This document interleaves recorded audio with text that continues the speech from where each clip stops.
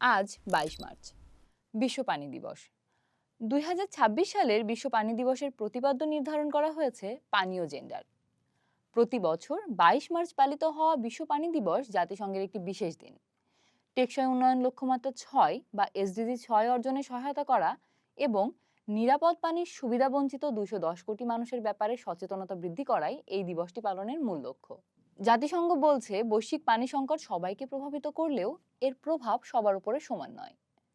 যেসব স্থানে মানুষের নিরাপদ পানীয় জল এবং স্যানিটেশন অধিকারের ঘাটতি রয়েছে, সেখানে চরম বৈষম্য দেখা যায়।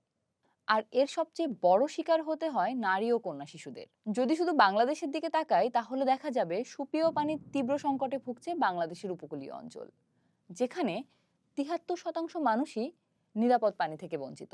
দেশের ১৯টি উপকূলীয় জেলায় ৩ কোটি মানুষ ব্যবহারযোগ্য পানি সংগ্রহ করতে পারছেন না। কোনো উপায় না পেয়ে ভূগর্ভস্থ লবণাক্ত পানি পান করতে বাধ্য হচ্ছেন অন্তত ১.৫ কোটি মানুষ। এই লবণাক্ত পানি পানের মারাত্মক প্রভাব পড়ছে নারীদের স্বাস্থ্যে। আশঙ্কাজনক হারে বেড়েছে তাদের জরায়ু সংক্রমণের হার। জলবায়ু পরিবর্তন এবং সুপেয় পানির তীব্র সংকট উপকূলীয় নারীদের জীবনকে চরম বিপন্ন করে তুলছে। প্রতিদিন খাবার পানির সন্ধানে তাদের দীর্ঘ পথ পাড়ি দিতে হয়, যা তাদের স্বাস্থ্য, নিরাপত্তা ও মর্যাদাকে মারাত্মক ঝুঁকিতে ফেলছে। এর সবচেয়ে বড় প্রভাব পড়ছে নারীদের প্রজনন স্বাস্থ্যে। বিভিন্ন প্রতিবেদনে দেখা যায়, শ্যামনগরের মতো এলাকায় বাধ্য হয়ে অনেক নারী মাসিকজনিত তীব্র ব্যথায় জরায়ু অপসারণ করছেন। এর পাশাপাশি জলবায়ু পরিবর্তনের কারণে তৈরি হওয়া অভিবাসনের চাপ, আর্থিক টানাপোড়েন এবং পারিবারিক নির্যাতন উপকূলের নারীদের আক্ষরিক অর্থেই ত্রিমুখী সংকটের মধ্যে ঠেলে দিয়েছে। পাহাড়ের দিকেও প্রায় কাছাকাছি অবস্থা। আমরা দেখতে পাই, পাহাড়ে পানি সংগ্রহ করতে সাধারণত নারী ও শিশুদেরকেই দেখা যায়।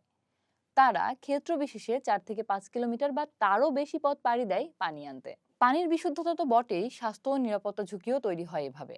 তাই পানির সংকটে একটা বৃহৎ জনগোষ্ঠী থাকলেও সবার উপরে এর প্রভাব একই হয় না।